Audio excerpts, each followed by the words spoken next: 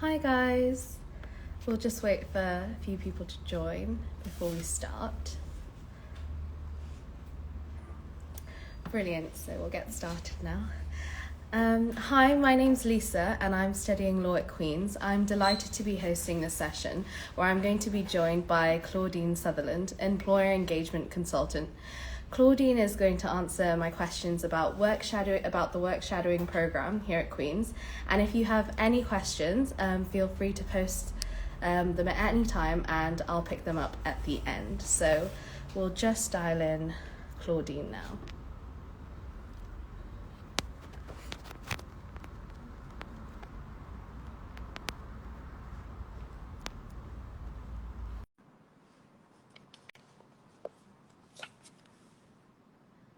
Hopefully Claudine will join us. Hi Claudine. Hi Lisa, how are you? I'm good, lovely to see you today. Uh, Shall we get started? Yep, sounds good. Brilliant. So what exactly is the work shadowing program? So the Work Study Programme is an exciting new initiative being run for the first time this year and in semester 2 from the Career Service at Queen's.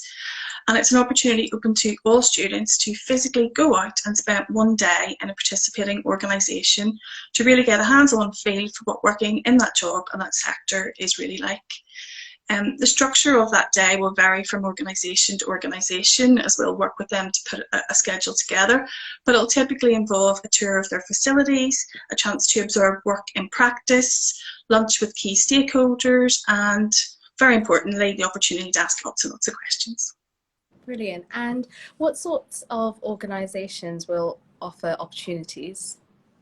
So really all types of organisations, the opportunity to participate in this is open to all Northern Ireland organisations and will include a diverse range of small, medium and large organisations from across the public, private and non-for-profit sector. So there should be something for everyone. How does work shadowing differ from internships and placements? Yeah, so I think that's a really good question. So internships and placements typically involve students, being employed by an organisation for a specific period of time to do a specific job. So work experience is obviously different in that it only lasts from a time perspective, as I said, for one day. And I think the purpose is different as well because it's to get an insight into something rather than to go in and do a job and gain hands-on experience. And involves observing professionals to gain a better understanding of that role. What would you say the purpose of work shadowing is? The purpose, as I said, is to give students a taster for a particular role or organisation by really helping to bring that job to life and thus helping you to decide if a particular career might be right for you. It gives students the opportunity to observe, to ask questions of related professionals in the workplace and really gain some inside exposure into a company's culture and values. What type of student do you think could benefit from work shadowing?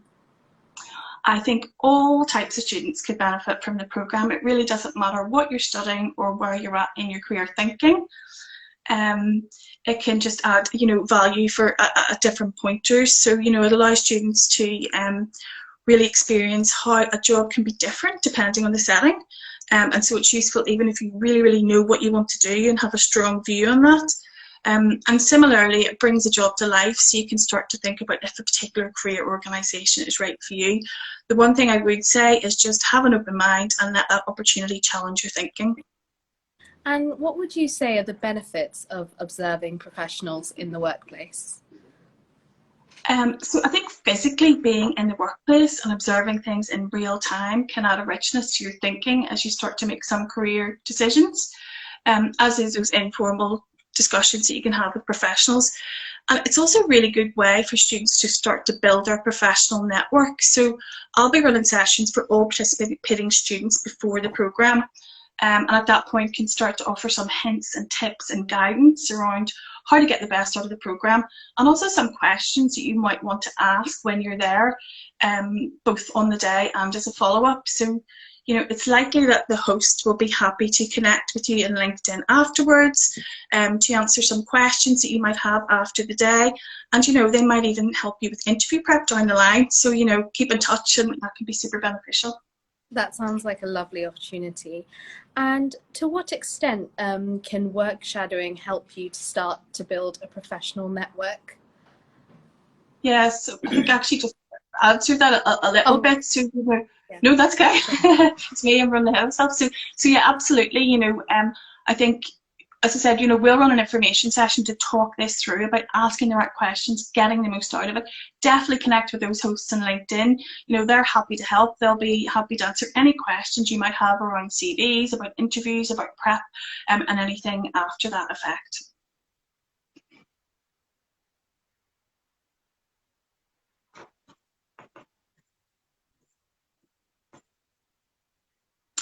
I think you might have just frozen there, actually, Lisa. So I think I haven't, so I'll just maybe kind of cover off the last couple of few points.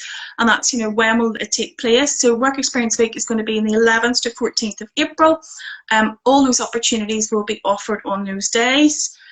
Where will you find the opportunities? Well, they're going to be up on My Future by the end of February. We'll ask you to submit a CV and register an interest, and then we'll be in touch with the next steps. So keep an eye out on the system. The Career Service will remind you, as will your school office, so do keep an eye out. And I'm also happy to answer any questions in the meantime. And my email address is c.sutherland@qub.ac.uk. And I'll just close by saying, in terms of like the overarching benefits of the programme, I think will give students knowledge, inspiration, and connections to really start to make the next step within their careers. So thanks, everybody.